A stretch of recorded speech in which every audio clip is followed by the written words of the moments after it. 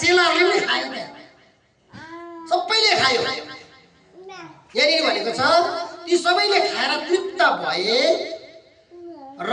उब्रेका टुक्राहरू तिनीहरूले 12 डाला उठाए आमेन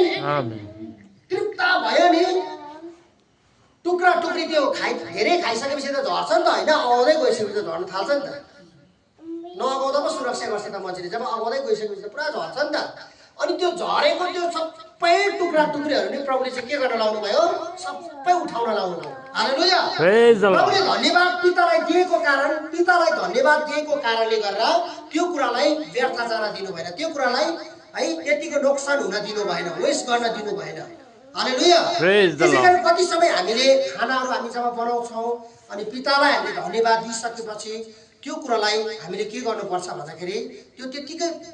फाल्टो जान दिनुहुन्न हामीले जति हामीले खान्छौँ त्यति खाने अनि जति चाहियो त्यति कुरा हामीले लिने अस्ति नै पास्टरले प्रचार गरेको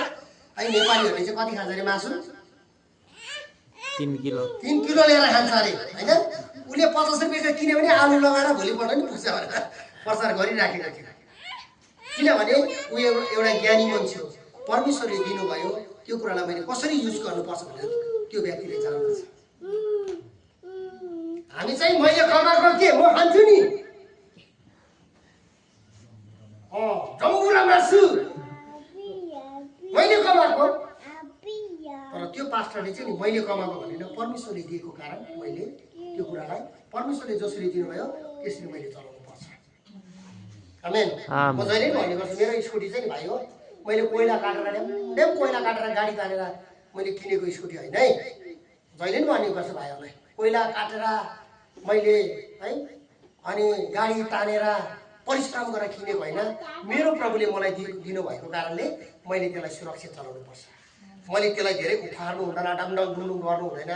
जस्तो प्रभुले दिनुभयो त्यो मेरो लागि असल दिनुभयो आमेन आमेन हुन सक्छ अहिले केटाहरूको आउँदै गर्दा त्यो अलिकति कस्तो कस्तो देखिएला तर त्यसको भित्रको चाहिँ परमेश्वरले एकदम अर्जिनल बनाउनुभएको छ